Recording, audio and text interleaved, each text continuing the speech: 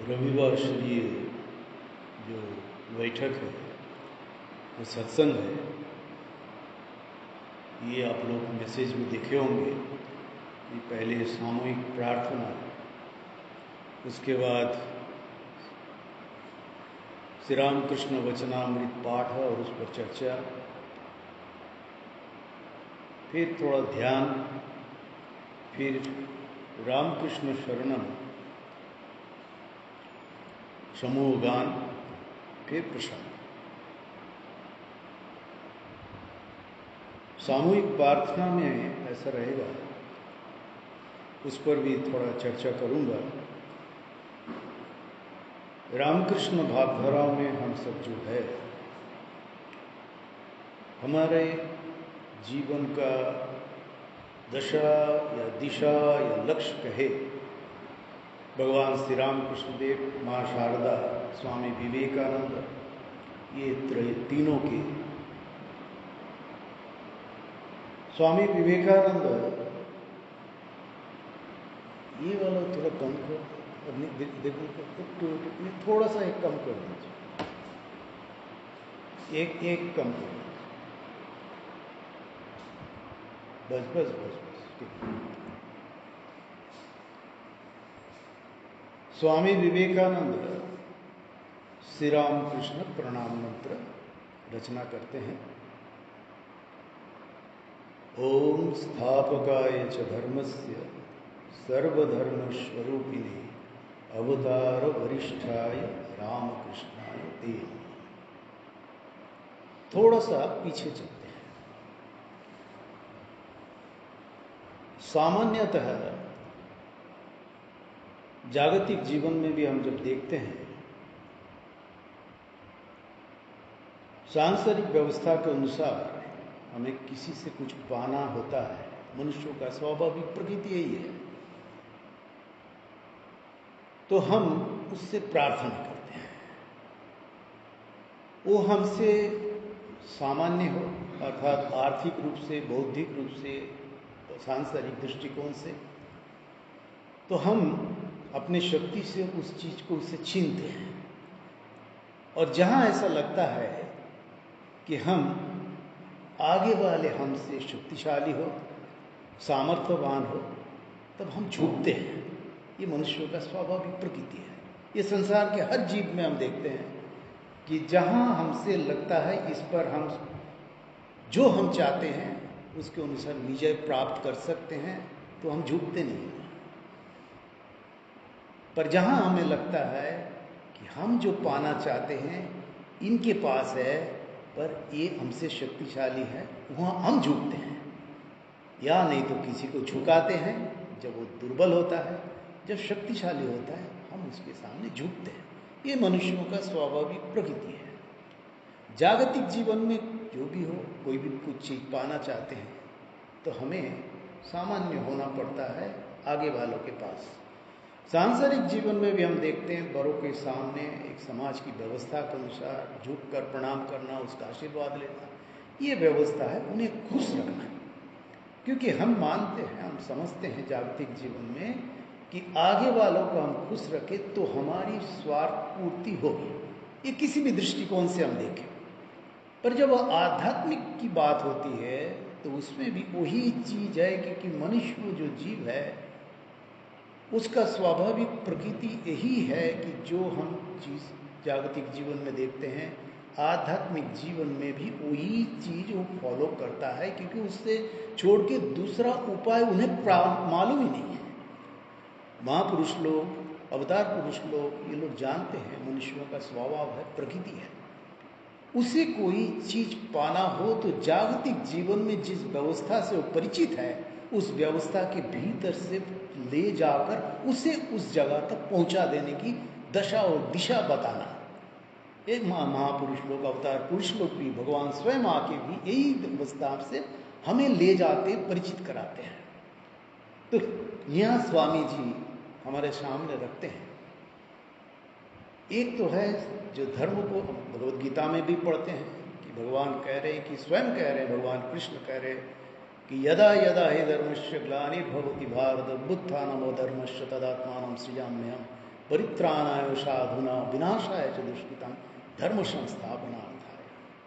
अर्थात तुम्हारा जो असली स्वरूप है, जो तुम्हें करना चाहिए, वो तुम्हें समझाने के लिए, वो दिशा दिखाने के लिए अवतार पुरुष भगवान स्वयं अवतरित होते हैं मनुष्यों के लिए।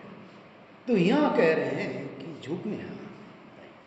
झुकने की प्रक्रिया कैसे हो, क्योंकि शास्त्र में हम पढ़ते हैं कि श्रद्धावान लभते ज्ञानम, भगवद गीता में पढ़ते हैं। यहाँ एक चीज ध्यान रखें, जागतिक जीवन में जो चीज है वही मैं कह रहा हूं कि उस व्यवस्था से हम परिचित है, इसीलिए उस व्यवस्था के माध्यम से महापुरुष लोग हमें अवतार की या अपने जीवन का लक्ष्य, आध्यात्मिक प्रगति, आध्यात्मिक लक्ष्य जो भगवत प्राप्ति हो, उसको प्राप्त कैसे करें, उसके माध्यम से ले जाके हमें समझाने का प्रयत्न करते हैं, क्योंकि जिस चीज से हम परिचित है उसी चीज के माध्यम से ले जाकर। तो स्वामी जी यहाँ रचना करते हैं अपने भावनाओं के द्वारा। स्वामी जी मंत्रदृष्टा ऋषि है, शास्त्र में कहते हैं ऋषय मंत्रदृष्टारः, मंत्र को देखते हैं माने कि अपने साधना के द्वारा जो सत्य को उपलब्धि करते हैं वो हमारे सामने पूरा वैदिक परंपराओं में था, ऋषि परंपराओं में, शिष्य परंपराओं में अपने अनुभूति को वो हमारे सामने रखते हैं, जो हम उपनिषद में देखते हैं। इसलिए उपनिषद के जो मंत्र उसको कहा जाता है मंत्र। तो मंत्र को देखते हैं, अनुभव के आधार पर जो हम चीज को वो ऋषि दर्शन करते हैं वो हमारे सामने रखते हैं। तो इस युग के लिए स्वामी जी मंत्र दृष्टा ऋषि है, वो हमारे सामने जो अनुभूति उन्हें हुई है उसको हमारे सामने, भगवान के सामने अपने आप को समर्पित कैसे करें। स्वामी जी कहते हैं कि स्थापकाय च धर्मस्य, धर्म के संस्थापन के लिए सर्वधर्म का स्वरूप है, इसलिए अवतार वरिष्ठ कह रहे हैं। अर्थात युगों के प्रयोजनों के अनुसार रामकृष्ण अवतार में भगवान का सर्वोच्च विकास इस युग के लिए हुई थी, इसलिए श्री राम स्वामी जी कह रहे हैं कि अवतार वरिष्ठ इस दृष्टि से कोई तुलनात्मक विचार नहीं है, उस रामकृष्ण को मैं प्रणाम करता हूं। अभी इसमें एक चीज देखे, शास्त्र में ये जो कहा जाता है कि श्रद्धावान लभते ज्ञानम तत्पर संयतेन्द्रिय ज्ञानम लब्ध्वा पराम शांति अचिरेण अधिगच्छति। तो हम झुकते कैसे हैं? वैदिक परंपराओं में हम देखते हैं गुरु के पास शिष्य अपने ज्ञान प्राप्ति के लिए जब जाता था, शमिक प्राणी श्रोत्रिय ब्रह्मनिष्ठ गुरु के सामने समर्पित होते हैं, काष्ठ खंड ले जाकर वो उनके चरणों में रखते थे, अपने आप को समर्पण करना। ये समर्पण की एक जो प्रोसेस है ये हमारे वैदिक परंपराओं से हम देख रहे हैं। शास्त्र में बिना समर्पण पे ज्ञान प्राप्ति नहीं होती, और जब आध्यात्मिक ज्ञान की प्राप्ति की बात हो, संपूर्ण समर्पण, ये संपूर्ण समर्पण जब तक नहीं हुआ, इसलिए समर्पण स्वामी जी तुरानंद जी महाराज को बोले जा माँ को जाके प्रणाम कर। श्री राम स्वामी जी जाते थे, साष्टांग प्रणाम करते थे। हम लोग देखे गंगा में जाते समय गंगा जल बार बार पीते थे कि ताकि अपने भीतर कोई अशुद्धि ना हो। ये स्वामी जी का लीला है, इसको ऐसे ना देखते स्वामी जी को उसकी जरूरत थी। स्वामी जी को तो श्री राम कृष्ण, तो हम जीवनी जब पढ़ते हैं तब देखते हैं वो सप्त ऋषियों का एक ऋषि है। श्री राम कृष्ण देव उनको कह रहे हैं कि मैं तो चला, तुम्हें भी आना पड़ेगा। तो स्वामी जी जब जाते थे तो माँ के सामने साष्टांग प्रणिपात करते हुए अपने आप को उनके चरणों में समर्पित कर देते थे। कितना भी पांडित्य क्यों ना हो, एक देखिए माँ शारदा, जगत जननी माँ शारदा, उसके सामने अपने आप को पूरा समर्पित कर देते थे, अपना अहंकार नहीं रहता था। भले ही स्वामी जी इतना पांडित्य, इतना योग्यता, अपनी ये अंग्रेजी ज्ञान से लेके सब प्रकार के जागतिक विद्याओं से धनी थे स्वामी विवेकानंद, पर जब आध्यात्मिक ज्ञान की बात हो तब स्वामी जी लीला करके हमारे सामने जैसे दिखाते हैं कि तुम अपने आप को ऐसे समर्पित करो। हम देखते हैं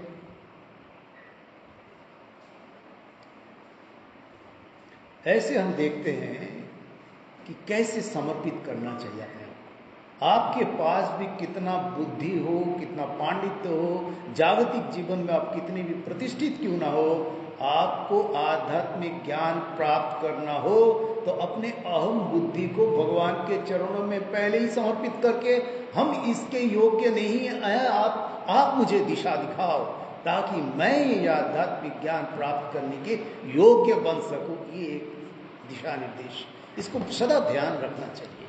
जागतिक जीवन में हम कितने भी प्रतिष्ठित पांडित्य क्यों ना हो, हर समय ध्यान रखना चाहिए जब आध्यात्मिक प्रसंग की बात हो, सत्प्रसंग सच्चर्चा की बात हो, तब उसके लिए अपने मानसिक तैयारी बहुत जरूरी है।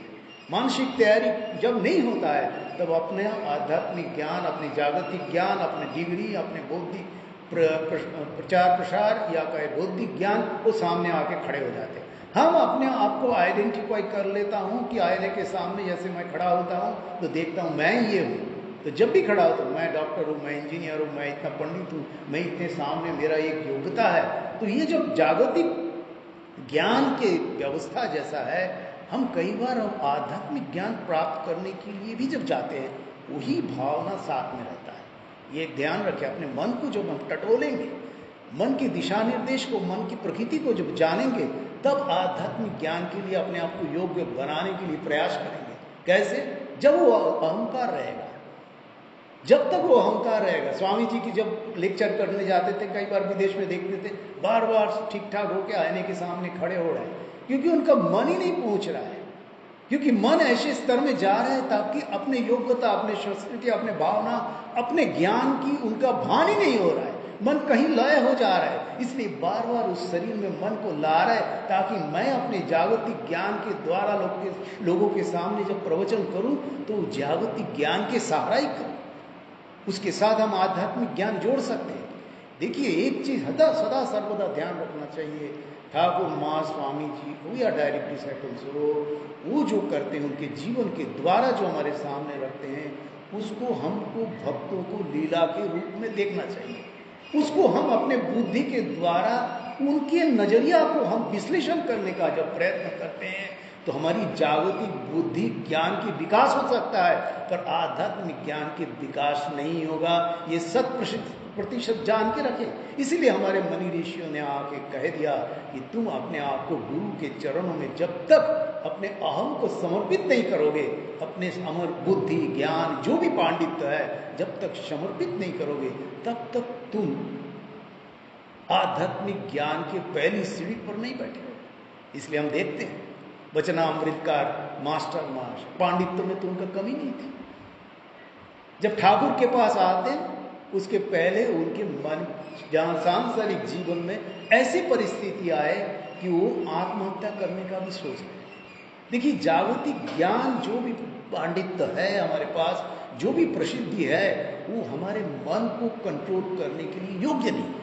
ये जान के रखिए, मन को कंट्रोल करने की, मन को व्यवस्थित ढंग से चलाने का और जागतिक ज्ञान को हमारे आध्यात्मिक ज्ञान के साथ मिला के हमें योग्य सही रास्ते में ले जाने के लिए हमारे पास जो है वो आध्यात्मिक ज्ञान और समर्पण बहुत जरूरी है। इसलिए हम देखते हैं कि जब भी हम गुरु के पास आते हैं, हम जब दीक्षा लेते हैं, मंत्र देते हैं, तब आपको ध्यान होगा जरूर दीक्षा लिए हैं, पुष्पांजलि के रूप में गुरु के चरणों में पुष्पांजलि देते हैं। अपना अतीत, अपना जो भी पास्ट है वो गुरु के चरणों में आज मैं समर्पण करते हुए मैं एक नए जन्म हमें प्राप्त हुआ, उसका दिशा निर्देश वही है। अर्थात जो मेरा अहम है उस अहम को जब तक नष्ट नहीं करोगे तब तक आध्यात्मिक रास्ते में तुम चलने लायक नहीं हो। ये एकदम जान के रखें, क्योंकि आध्यात्मिक ज्ञान अलग ही है। मैं एक उदाहरण देता हूँ। मैं कहीं एक जगह में पहले था, बहुत बड़े इंजीनियर, सरकारी पद पर है, बहुत बड़े इंजीनियर, बहुत ज्ञान। तो वो किसी दूसरे ऑर्गेनाइजेशन से जुड़े हुए थे, जब ध्यान करते थे, उनका साधना प्राणायाम वो सब करते थे।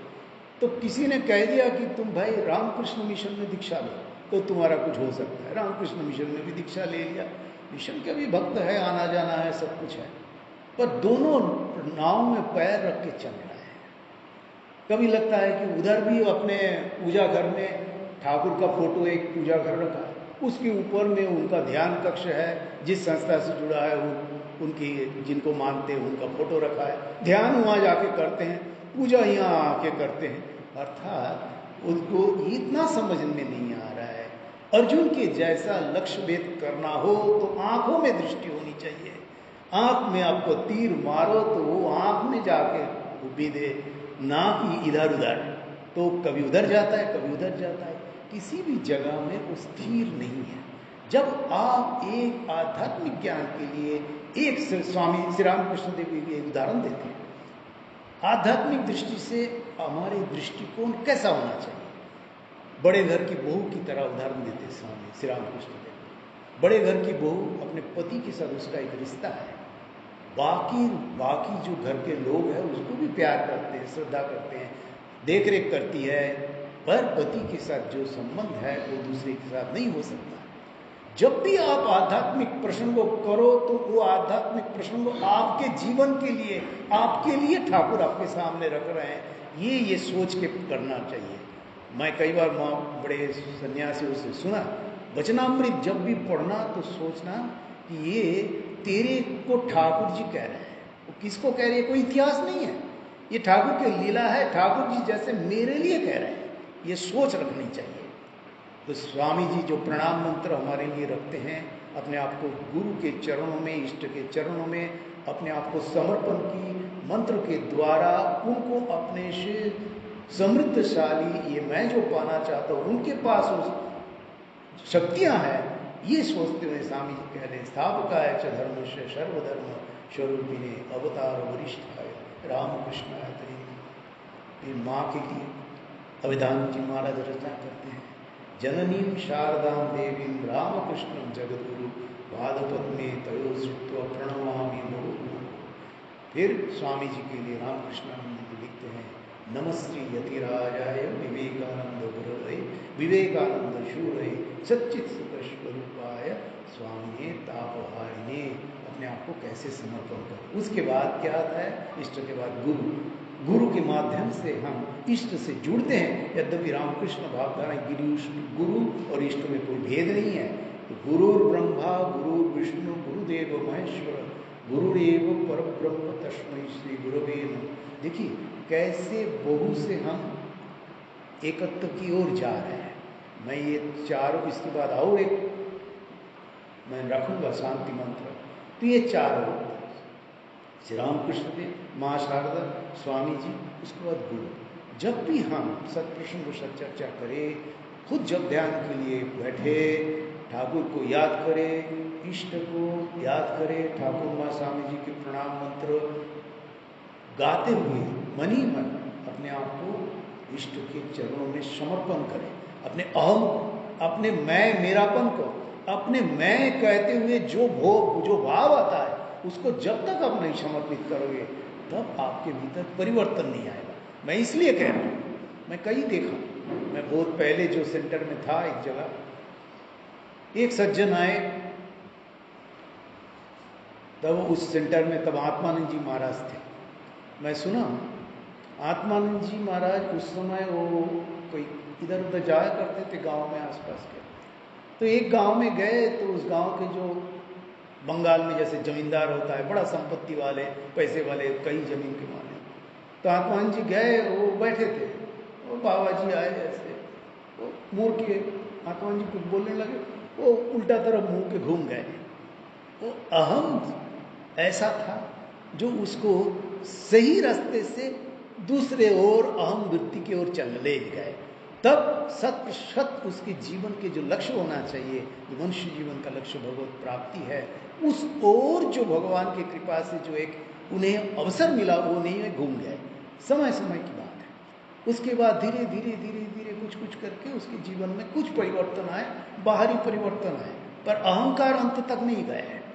मेरा कहने का आशय है, जब हम ऐसे भावधाराओं से जुड़ते हैं तब जुड़ने के बाद भी अपने अहम को सदा सामने रखते हैं। जागतिक व्यवहार में जैसे हमारा अहम रहता है, मैं ये हूँ, मैं ऐसा हूँ, वही भाव हमारे आध्यात्मिक ज्ञान, आध्यात्मिक क्षेत्र में आके भी वही बना रहता है।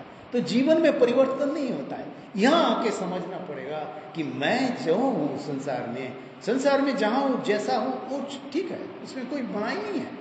पर जब आध्यात्मिक ज्ञान की बात होगा तब जानना चाहिए इसमें मैं एकदम निरक्षर। बौद्धिक ज्ञान श्री रामकृष्ण देव की जीवनी पढ़ लिए, स्वामी जी की सब पढ़ लिया लेक्चर, बौद्धिक ज्ञान बढ़ गया, पर जब तक वो जीवन में ना उतारे, जब तक हम उसको एक्सेप्ट नहीं करें, ये एक्सेप्टेंस नहीं होता है।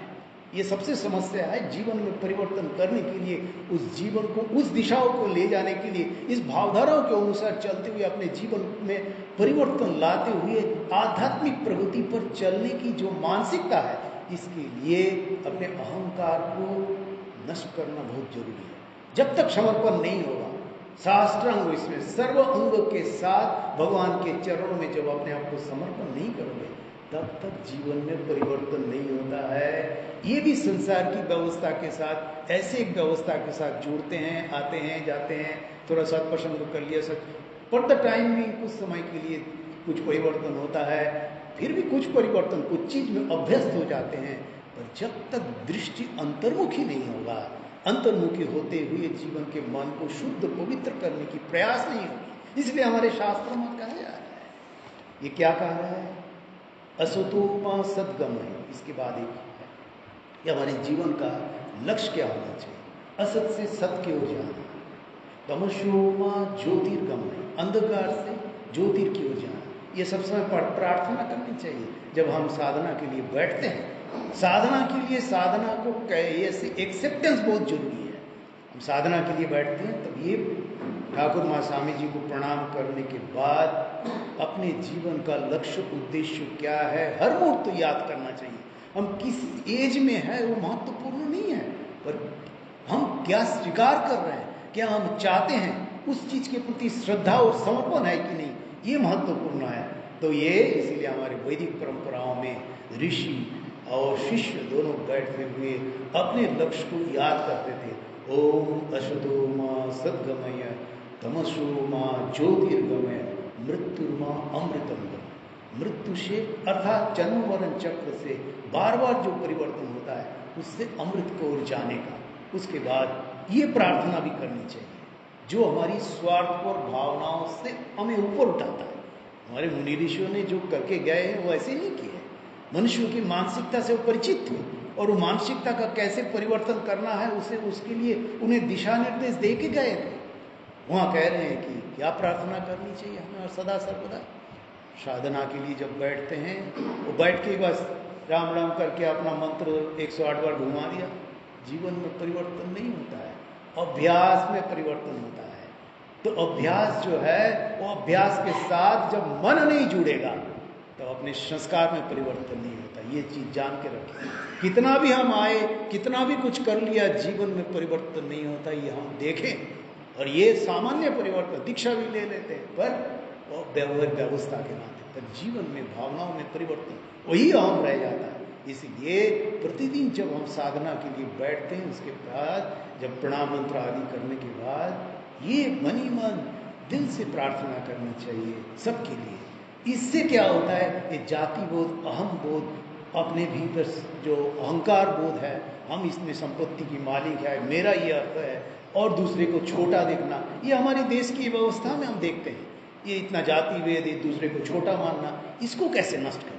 ये तो जागतिक जीवन के, जागतिक व्यवस्था के साथ हम बंधे हुए हैं। अपने आप को, अपने शरीर से, मन से, बुद्धि से, संस्कार के साथ हम अपने आप को जोड़ लिए हैं, उसके बाहर ही नहीं जा रहा है। जब उससे बाहर नहीं जाएंगे हम, तो मैं अपने अहंकार से कैसे अपने आप को दूर करूंगा, कैसे अपने अहम वृत्ति को शुद्धता की ओर, पवित्रता की ओर ले जाऊंगा।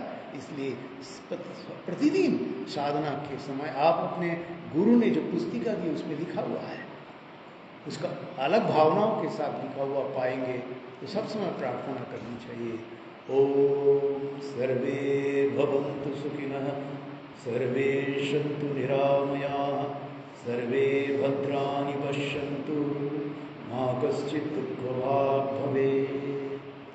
कोई दुखी ना हो, सबके लिए प्रार्थना करनी चाहिए।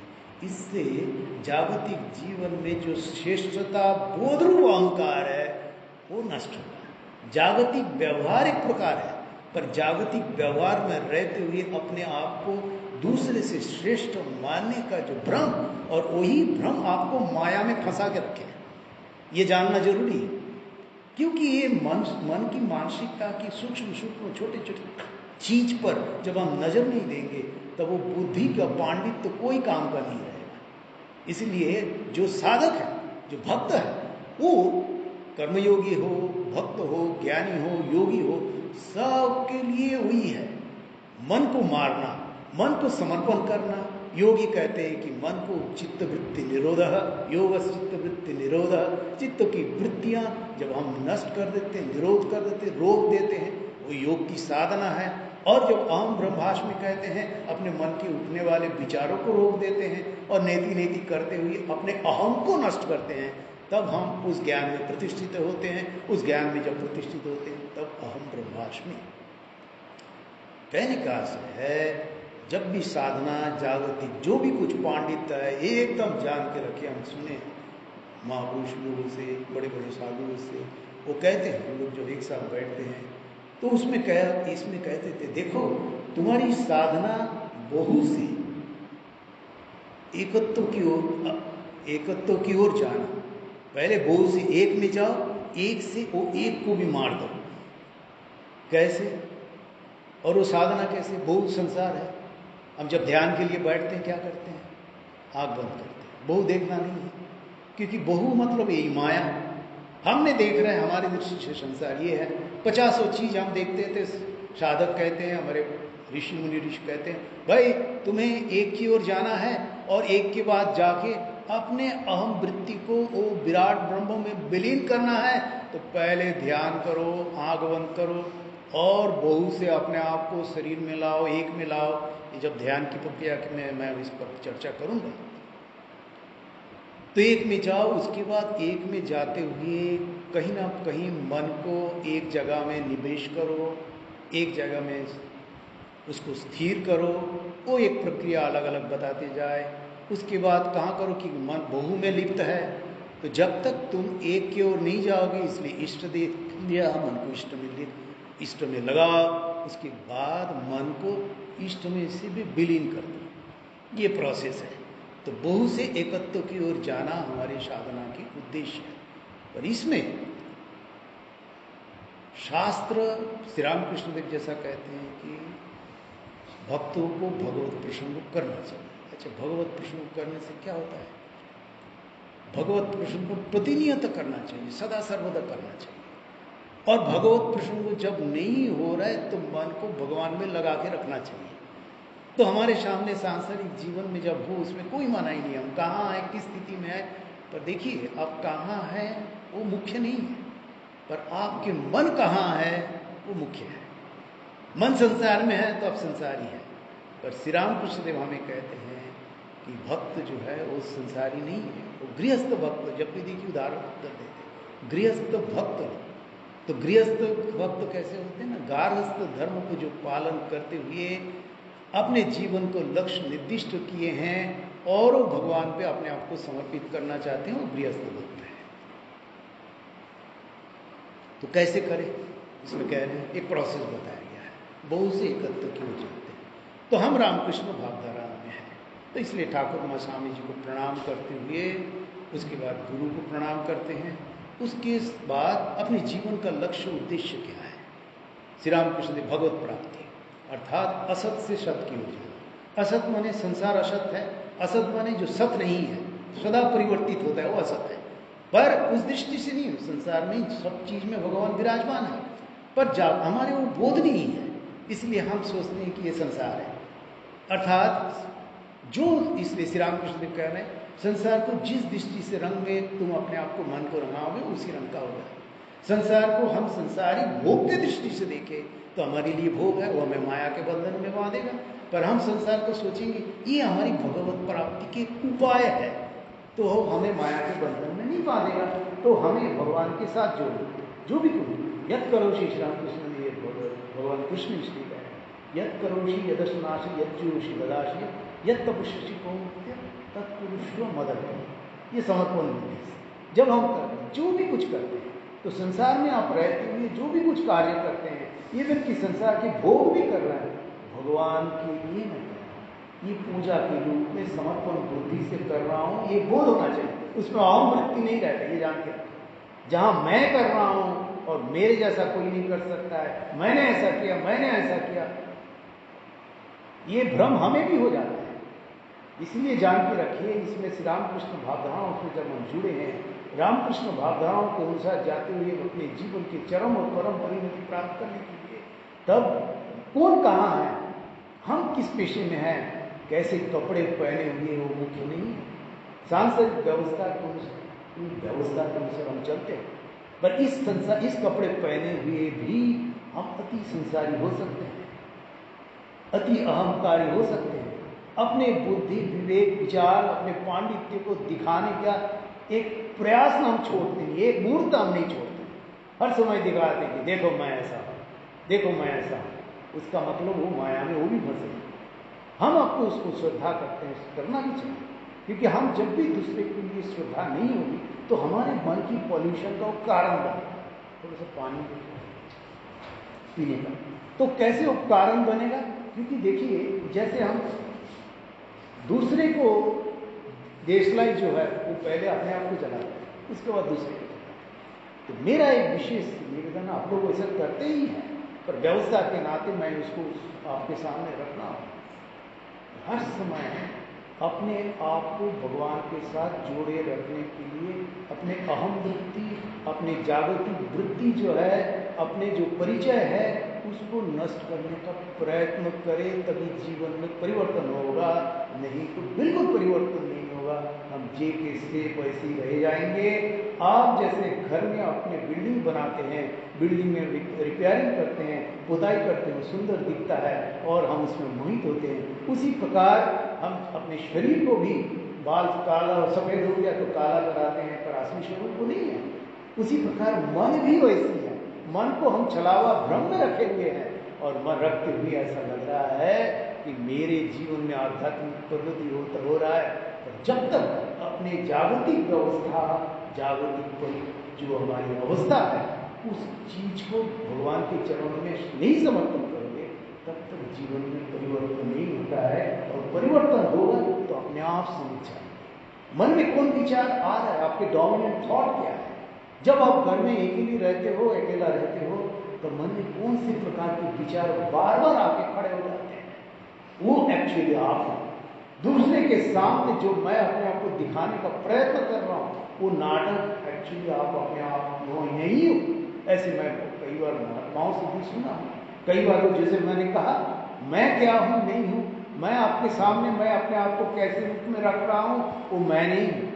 मैं जब कमरे में रहता हूं, जो सोच, जो विचार हमारे मन में उठता है, जो दिशा हमारे मन में बार बार जाता है, एक्चुअल मैं हूं, वही हमें अपने लक्ष्य की ओर ले जाएगा। जैसा मैं हूं वो सब व्यवहार हम करूंगा। मन ही तो सब कुछ, मन एवं मनुष्याणाम कारणम मत मोक्षम, इसलिए कहा जाता है। इसलिए आज का जो मैंने विचार रखा था, कुछ भूमिका के रूप में 2-4 बातें रखा। श्री रामकृष्ण वचनामृत से हम शुरू करेंगे। श्री रामकृष्ण वचनामृत में पढ़ने के पहले 1-2-3 चीज ध्यान में रखें। जैसे हम महापुरुष लोग, मैं जो महाराज के पास ज्वाइन किया था, आप लोग जानते हैं, सत्यरूपानंद स्टूडेंट लाइफ से मुझे जानते थे। वो कई बार कहते थे, देख जब भी वचनामृत पढ़ना, तभी ये शास्त्र के रूप में पढ़ना, कोई न्यूज़पेपर या मैगजीन ये नहीं है।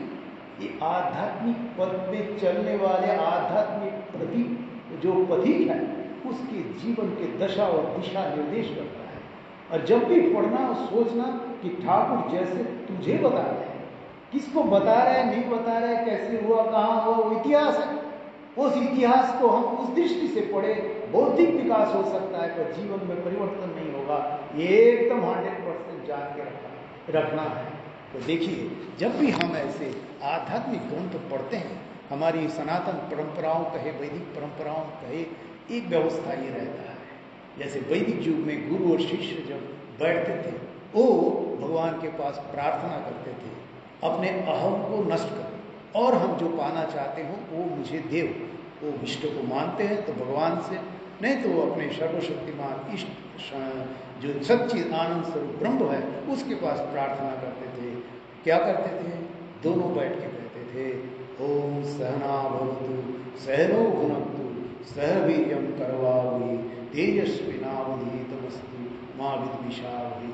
ओम शांति, त्रिविध शांति, आध्यात्मिक, आदिदैविक, आदि भौतिक, तीनों शांति हो। अर्थात जो ये तीनों चीज जो संसार हमें बांध के रखते हैं, उसके परे जाके आपकी ओर हम जाए, जो ज्ञान हम प्राप्त करना चाहते हैं उस ज्ञान आपके कृपा से प्राप्त हो और हम दोनों एक दूसरे से द्वेष ना करें। कैसे क्यों है प्रार्थना करते थे? ये जो माँ विद्विषा, देखिए हम जागतिक जीवन में जो ज्ञान प्राप्त करते हैं वो ज्ञान प्राप्त करने का उद्देश्य बौद्धिक ज्ञान नहीं, आध्यात्मिक ज्ञान प्राप्त होने का जीव उद्देश्य वही है जो हमें भगवान की ओर ले जाए, इष्ट की ओर ले जाए। और जहां बौद्धिक ज्ञान हो गया, जागतिक दृष्टिकोण आ गया, वहां भेद बोध आ जाता है।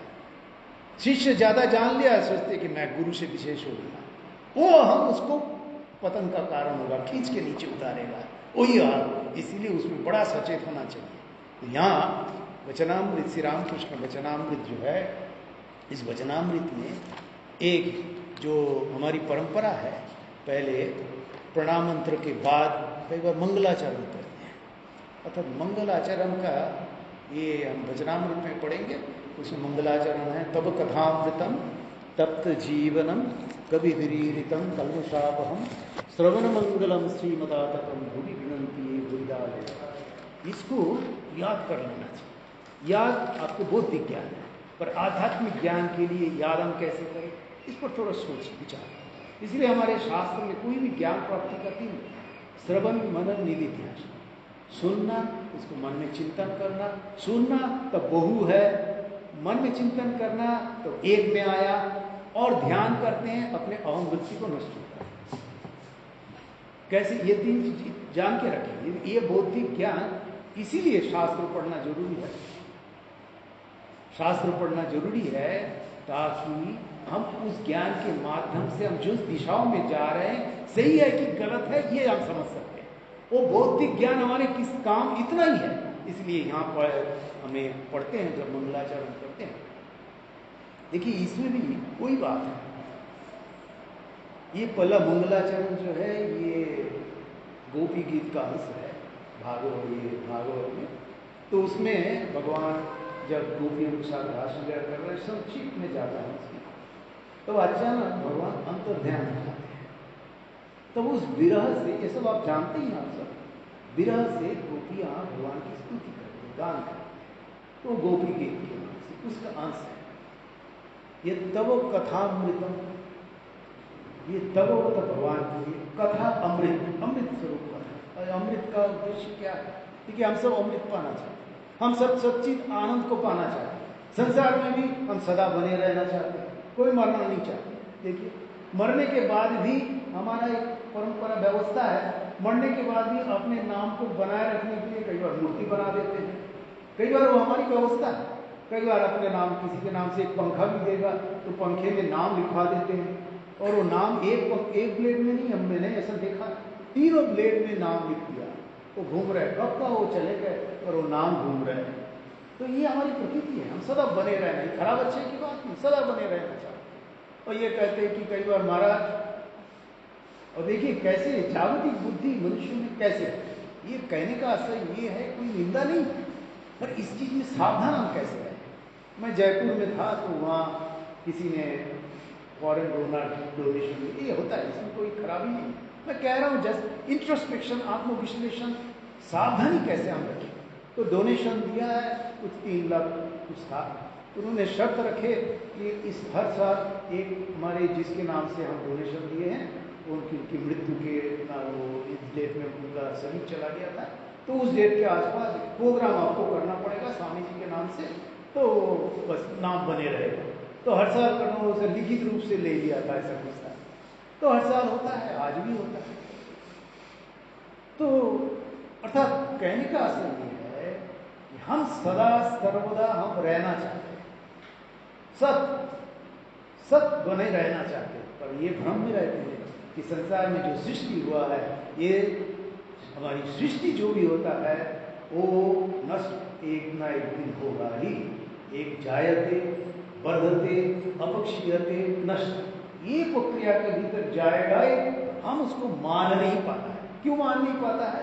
क्योंकि हम सदा बने रहना चाहते हैं, सदा बने सत चित ज्ञान स्वरूप होना चाहते हैं, ज्ञान प्राप्त करना चाहते हैं, जानना चाहते हैं। इसलिए हमारा स्वरूप है ज्ञान को प्राप्त करना। हम लगता है कि कहीं ना कहीं सीमितता है, कितना भी पढ़ाई किया, जागतिक जीवन में और डिग्री चाहिए, और डिग्री चाहिए, ये संपत्ति चाहिए, एक मकान बन गया तो दूसरा मकान, दूसरा से तीसरा, अर्थात बहु होना चाहते हैं और आनंद में रहना चाहते हैं, क्योंकि ब्रह्म का अंश है हम, भगवान का अंश है हम, भगवान का स्वरूप है, सच्चित आनंद स्वरूप है। सृष्टि स्थिति प्रलय, हम तीन की बात करें तो हम सृष्टि स्थिति प्रलय के भीतर जाएंगे, पर भगवान के स्वरूप का अंश है, इसलिए उनका जो विचार है हम उससे बाहर नहीं आ पाते हैं। इसलिए हम भी सदा रहना चाहते हैं, हम भी ज्ञान प्राप्त करना चाहते हैं, हम सदा आनंद में रहना चाहते हैं। संसार की सब चीज देखिए, हम जो भी कुछ करते हैं हम आनंद पाना चाहते हैं, भले ही और सीमित आनंद है, पर इसलिए महापुरुष लोग, अवतार पुरुष लोग बार बार आके कहते हैं तुम आनंद पाना चाहते हो, सांसारिक आनंद में मत फंसो। तो ये बार बार जायते वर्धते रफक्ष्यते नश्यते, इस प्रक्रिया के भीतर से तुम्हें जाना पड़ेगा। अरे इतना कठिन है, ये माया इतना कठिन है, हमें कैसे मानता है। बड़े बड़े महात्मा भगवान स्वयं आके फंस जाते, बड़े बड़े महात्मा फंस जाते। मैं एक को जानता हूँ, ये निंदा की बात नहीं कर रहा हूँ, बार बार ये जान के बहुत श्रद्धेय है, बहुत उच्च कोटि के संत है, और धीरे धीरे उनके शिष्य लोग अपने अपने जैसे बना देते हैं।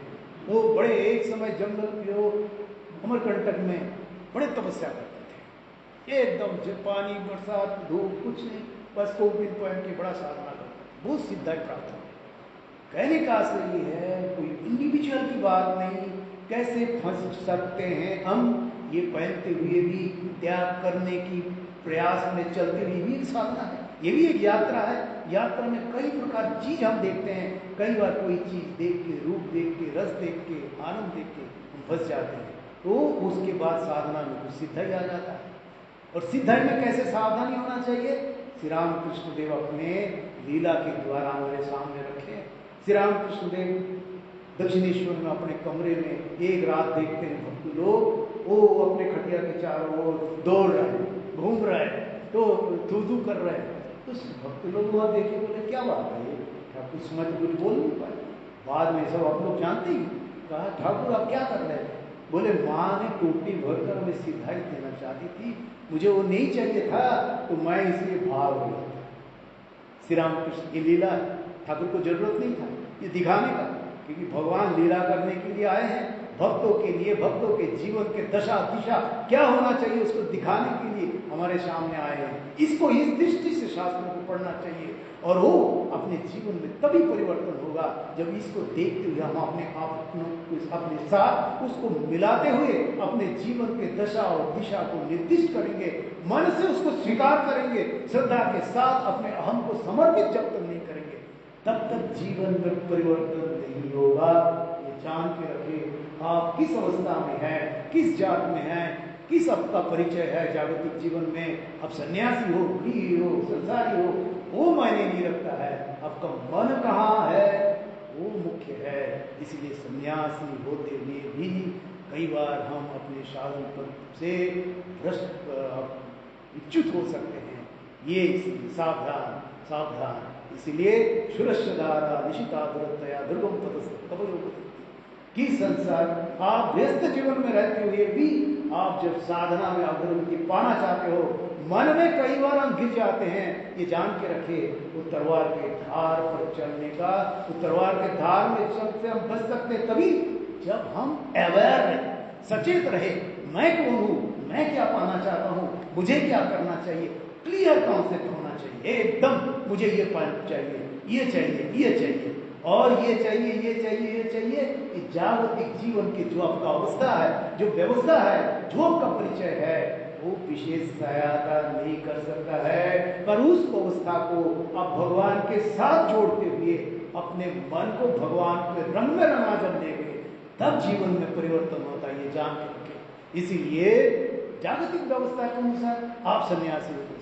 श्रद्धा करते हो, जानते हो, जागतिक व्यवस्था के अनुसार कोई पैसे वाले हैं तो हम उसको रेस्पेक्ट करते हो, संसार में वो लेन देन स्वार्थ बुद्धि सब है, पर ये जान के रखिए आध्यात्मिक व्रत में जब हम चलना हो तो समर्पण जरूरी है। इसलिए हम रोज आते हैं भगवान के पास आके समर्पित करते हैं। स्वामी जी जैसे तुरानंद जी के पास आपको कहते हैं, माँ को ऐसे प्रणाम करते, देख साष्टांग प्रणाम करते हैं, अपने आप को समर्पित करते हैं, ये लीला के रूप में लेना चाहिए। मेरे लिए स्वामी जी ने ऐसे दिखाया, वो तुरानंद जी को महाराज को जो दिखाया वो तो इतिहास है, वो मैं हूँ, मेरे को स्वामी जी ने कहा, जा माँ के सामने समर्पित हो, समर्पित होने से तेरा आध्यात्मिक प्रगति को कोई नहीं रोक सकते।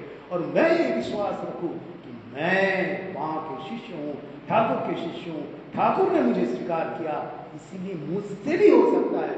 मैं रूप में मैं तो निरक्षर हूँ, सामान्य हूँ। इसका भी लीला हम देखते हैं, जैसे अद्भुतानंद जी महाराज निरक्षर, अपना क लिख नहीं सकते, उसको क को का बोलते हैं, व्यवस्था के अनुसार बिहार में कहते हैं व्यवस्था है, उसमें कोई खराबी नहीं है। तो बोले जा तुझे आ रहा, तेरा पढ़ाई यही का, और कुछ तुझे पढ़ने का जरूरत। अर्थात कहने का इसको हम इस दृष्टि से भी सोच सकते हैं, जागतिक बिना ज्ञान के भी वो स्वीकार करे आध्यात्मिक प्रगति में, आध्यात्मिक चरम परिणति प्राप्त करना, तब जागतिक ज्ञान का कोई जरूरत नहीं है। हाँ, शास्त्र की दिशा निर्देश को जानने के लिए कुछ बुद्धि, कुछ पाठ, कुछ पढ़ाई जरूरी है, पर वो आपके आध्यात्मिक पद में चलते हुए रास्ते की दिशा किस तरफ है, रास्ते में क्या क्या मिल सकता है, आप उससे मिला सकते हो और उसमें आपको सुविधा हो सकता है, पर वो क्राइटेरिया नहीं है एकमात्र। इसलिए इस माया में हम भी फंस सकते हैं, बड़े बड़े मार्ग पर फंस सकते हैं। बड़े अच्छे लेक्चर तो महाराज आपने कितना अच्छा बोला महाराज, वाह, दो चार अंग्रेजी भाषा तो वो जागतिक जीवन के लिए वो अपनी उसकी हम मापदंड हो सकता है। बड़े अच्छे लेक्चर करते हैं, बड़े अच्छे बोलते हैं, कई भाषा में ज्ञान, इसका कोई निंदा नहीं, बड़े रेस्पेक्ट है। सोने का, हाथी का दांत सोने में बुड़ा हुआ है, उसका रेस्पेक्ट है, उसका समर्पण है जागतिक जीवन में। आध्यात्मिक जीवन में वो क्या है, हमारे लिए श्रद्धा की बात है, पर वो जो व्यक्ति है, वो व्यक्ति इस जीवन को, इस माया के संसार को देख के, विचार करके अपने अहम को माँ के चरणों में समर्पित किया, तो उसके जीवन में परिवर्तन होगा। इसीलिए जो चाहत है, हम लोग इसको अब आज तो बहुत समय हो गया, ये वचनामृत के जो हम करते मंगलाचरण, तब कथा अमृतम, ये तब कथा अमृतम, इसमें भी बड़ा चर्चा हो सकता है, करते हैं। अमृत की लालसा हम सबके भीतर है, जैसे कि सच्ची आनंद में रहने का सबके भीतर आग्रह है, मैं सदा बने रहूं, इसलिए अमृत की चाहत है। देवता लोग भी अमृत चाहते हैं, राक्षस भी अमृत चाहते हैं, सब अमर होना चाहते हैं, पर अमर होना एक सीमित समय के लिए। अमृत भी एक पुण्य का फल है। अमर होता तो भगवान भी अमर हो जाते, भगवान तो रूप परिग्रह करके आते हैं, कृष्ण भी शरीर धारण करके आए चले गए, राम भी शरीर धारण करके आए चले गए, और राम कृष्ण भी शरीर धारण करके आए चले आए, क्योंकि संसार के ये मायामय संसार की व्यवस्था के अनुसार भगवान ने जैसी व्यवस्था रखे हैं, जायते वर्धते अपक्षीयते नश्यते, इसके भीतर से सबको जाना पड़ेगा। हम अमर रह नहीं सकते हैं। इवन आप सब हम स्वर्ग की कामना करते हैं, ये भी मानसिकता का एक दोलन है। स्वामी जी एक जगह कह रहे हैं, ये संसार में स्वर्ग क्यों कह रहे हैं? स्वर्ग की कल्पना मनुष्यों के द्वारा सृष्टि है, इसका कोई निंदा नहीं है, इसको खराबी कुछ नहीं है, पर कैसा है स्वर्ग की कल्पना हम क्यों करते हैं? क्योंकि हम चाहते हैं जो भोग हम आज एक अंडा खा पाते हैं शरीर की व्यवस्था के अनुसार, पर मन में है तो 10 अंडा कैसे खाओ? तो 10 अंडा खाने के लिए हमको कह दिया हमारी व्यवस्था में, परंपराओं में, कि भाई उसके लिए तुम पुण्य कमाओ, तो स्वर्ग में जाओगे तो वो 100 अंडा खाने। अच्छा, स्वर्ग में कैसे स्वर्ग में जाए? ऐसे पुण्य कार्य करो, ऐसे करो, ऐसे करो, दान करो, ये करो, वो करो। वो अपने पुण्य क्षीणे पुण्य मर्तलों के विषय, फिर से मर्तलों के जन्म लेना पड़ेगा। देवताओं के भी जो लोग हैं वहां भी एक समय, उन्हें इंद्र तो एक पद है, तो एक बार संसार में आना पड़ेगा, फिर पुण्य कमाओ तो जाके बन सकते हो। वहां भी कंपटीशन, वहां भी खींच के ना, जो साधना कर रहे हैं इंद्र आके कोई महात्मा की साधना नष्ट करते हैं, उसको प्रलोभन देते हैं। ये सिस्टम ही है इस प्रकार। मनुष्य की मानसिकता जब तक परिवर्तन नहीं होगा कि हम क्या पाना चाहते हैं, हम मुक्ति पाना चाहते हैं कि स्वर्ग पाना चाहते हैं, तो बार बार ये संसार में आना चाहते हैं, ये आपके हाथ में है। इसलिए स्वामी जी कहते हैं आज जो तुम हो उसके लिए तुम ही उत्तरदायी हो। आप क्या पाना चाहते हो? आप जो पाना चाहते हो आप उसके लिए प्रयास करते हो, आप जो पाना चाहते हो उस चीज के मूल्यबोध आपके पास है, उस चीज में मूल्यबोध आप रखते हो। हमारे लिए सोने का मूल्य बहुत हो सकता है, पर ऐसे त्यागी महात्मा उसके लिए सोने और मिट्टी। इसलिए देखो श्री रामकृष्ण तो लीला क्या करते हैं, टाका माटी माटी, ये वो उनके लिए नहीं था, उनको जरूरत ही नहीं था, भगवान स्वयं है। वो लीला करके हमें दिखाया तुम्हारे लिए जो मूल्य है वो साधक के लिए मूल्य नहीं है। साधक के लिए मूल्य क्या है? दोनों समान है। और उस संसार के हर चीज को तुम भगवान की दृष्टि से देखो तो सब कुछ में भगवान है, समान है। पर ये देखो कि ये भगवान जब तक है वो दृष्टि से देखो, तुम्हारे भीतर हर समय भगवत वृत्ति भी चलते रहेगा। वो मन, जब उस मन को जिस रंग में तुम रंगाते जाओगे, तुम उस रंग में रंगते चले जाओगे। और उसके बाद रहते रहते अभ्यास बोलते अभ्यास करते चले हैं, उस रंग में रंगाते चले हैं। और वैराग्य क्या है? जागतिक बुद्धि से मन को विड्रॉल किए। वैराग्य न गृहते, क्या गृहते? सच्चित आनंद अहम ब्रह्मास्मि, मैं भगवान के हूँ, भगवान मेरे है। उस अवस्था में पहुंचना। ज्ञानी भक्त बनना नहीं चाहते, वो मुक्त होना चाहते हैं, वो सच्चित आनंद के साथ एकीभूत होना चाहते हैं। भक्त चाहे मैं भगवान के पास सदा बने रहूं, उनके चरणों में सदा बने रहूं, ये भावनाओं की बात है। इस भावनाओं के कारण ही हम देखते हैं यहाँ कर्मयोगी भी है, साधक ज्ञान योगी भी है, यहाँ भक्ति पद में साधना करने वाले भी है, या योग चित्त वृत्ति निरोध ये साधना करने वाले भी है। जो जिस प्रकार भावनाओं के साथ आगे जाता है, भगवान उसको उसी भावनाओं के साथ अपने रूप परिग्रह करके उनके सामने खड़े होते हैं। इसलिए कृष्ण रामकृष्ण कहते हैं जो सोच हमारे पास है, जब तक उस रूप के साथ ही अपने आप रामकृष्ण को आइडेंटिफाई करते चले जाएंगे, तब वो हम रूप में बंधे रहेंगे। और रामकृष्ण मतलब से वो रूप नहीं है, उससे भी कहीं ऊपर है। ये भक्तों की दृष्टि से लेके धीरे धीरे ज्ञान की, और उसके बाद हमारे मन जब उस एक से एकीभूत हो जाएगा, तभी चरम परिणति है। और चरम परिणति मनुष्य का जीवन का, भगवान बार बार कहते हैं, अवतार पुरुष बार बार कहते हैं, महापुरुष बार बार कहते हैं, भगवत प्राप्ति वो आत्म साक्षात्कार हो सकता है। अपने मन को पूर्ण रूपेण शुद्ध हो सकता है। तो शुद्ध कैसे बनाए? मन को बार बार हर चीज के साथ भगवान को जोड़ते चले जाए, जोड़ते चले जाए। और उसके पहले एक्सेप्ट करना कि मैं ये चीज पाना चाहते हो। उसके बाद उस पद पर, उस व्यवस्था पर श्रद्धा संपूर्ण होनी चाहिए, समर्पण होनी चाहिए। समर्पण श्रद्धा नहीं हो तो जैसा मैंने कहा रहा था कि कोई बड़ी बुद्धिमान है तो कभी वो दूसरे संस्था के अनुसार ध्यान करते हैं ऊपर जाके, और उसके बाद ठाकुर कभी आरती करते हैं, कहीं का नहीं रहेंगे, कोई भी एक निष्ठ बुद्धि नहीं रहेगा। इसलिए हमें जो पद हमने स्वीकार किया, जिस मत और पद को एक्सेप्ट किया जीवन को परिवर्तित करने के लिए, उस मत पर पद पर संपूर्ण श्रद्धा होना चाहिए।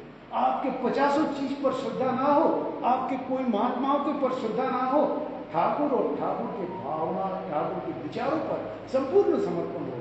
और हम दूसरे को श्रद्धा सम्मान इसलिए करते हैं, रामकृष्ण भावधाराओं के साथ जुड़े हुए सभी भक्तों को, सभी महापुरुषों को, सभी सन्यासियों को श्रद्धा की दृष्टि से हम इसीलिए लेते हैं ताकि हम इस मत और पद को स्वीकार किया, इस मत पद को चलने वाले जो है वो सब हमारे अपने हैं। इस अपनत्व बोध के साथ और अपने जो स्वार्थ बुद्धि है इसको जब तक नष्ट नहीं करेंगे तब तक जीवन में प्रगति नहीं होगी, आंतरिक मन में शुद्धता नहीं आएगी। ये शुद्धता प्राप्ति ही जीवन का चरम और परम लक्ष्य है, यही से पूर्णता है। इस चीज में सदा सर्वदा अवेयर है, तभी जीवन में परिवर्तन संभव है। हम सन्यासी हैं, सन्यास के रास्ते में चलते हुए हम इस पथ पर प्रयास करते हैं, तब हम हो सकता है जितना प्रयास करें वहीं तक पहुंचे।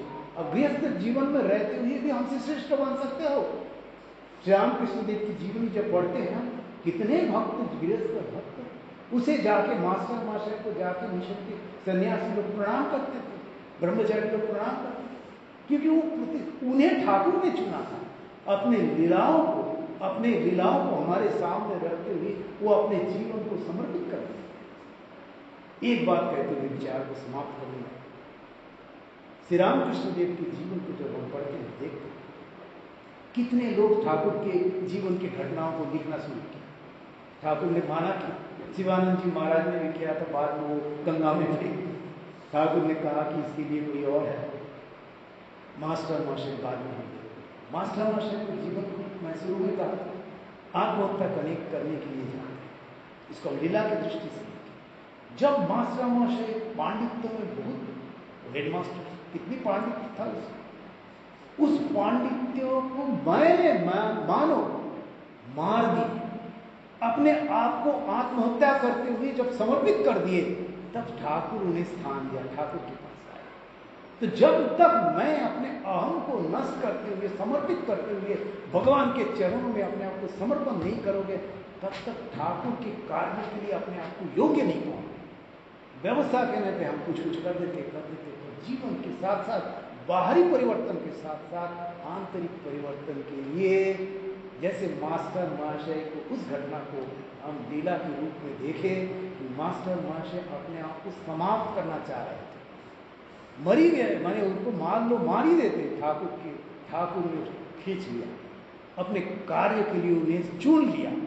उसके बाद ऐसे महान शास्त्र, इस युग के वेद कह सकते हैं, श्री रामकृष्ण वचनामृत हमारे सामने रखे। तो मास्टर मास्टर कहीं भी आप देखो वो अपना नाम नहीं लेते, कोई मौत, कोई मास्टर आदि लिखते, क्योंकि मैं को जब तक नहीं मारोगे तब तक भगवान के कार्य के लिए आप योग्य नहीं बन सकते। ये एकदम गांठ बांध लो, जब ये गांठ बांध लोगे तब कहाँ जाए, किसके पास जाए, मैं तो कुछ नहीं हूं, तब समर्पण होगा। जहां समर्पण होगा वहीं से भगवान की कृपा आप पर रहेगा। इसीलिए संसार में भी हम देखते हैं, जब हम कोई शक्तिशाली के पास जाते हैं, महाराज करके उनके चरणों पकड़ते हैं, प्रणाम करते हैं, पैर झुकते हैं, तब वो खुश हो कि वो नेता हो, कोई बड़े नेता हो, भले ही हम कुछ भी हो, वो अपना कार्य कर लेते, हम भी खुश होते, आनंदित होते। यह आध्यात्मिक जीवन में भी यही प्रोसेस, क्योंकि दूसरा प्रोसेस हमें पता ही नहीं है। इसलिए महापुरुष लोग कहा कि इसी प्रोसेस को हमारे सामने रखें कि कहीं इसी के भीतर जाके ही धीरे धीरे उसके लिए योग्य बनेगा। पता था उन्हें, ये जान के रखे। और ये जो 2-3 पॉइंट थे मैंने कहा कि आध्यात्मिक साधना चाहते हो, समर्पण, श्रद्धा, अपने आप को संपूर्ण समर्पण, जिस पद को स्वीकार किया उसमें श्रद्धा हो, तभी हम श्रद्धावान भगवती ज्ञान, और संसार से विथड्रॉल, अपने आप को सीमित करो, बहुत से एक से विलित करो, ध्यान की वही प्रक्रिया है। आज यहीं समाप्त करते हैं। ओम शांति शांति शांति। श्री राम कृष्णार्पणमस्तु।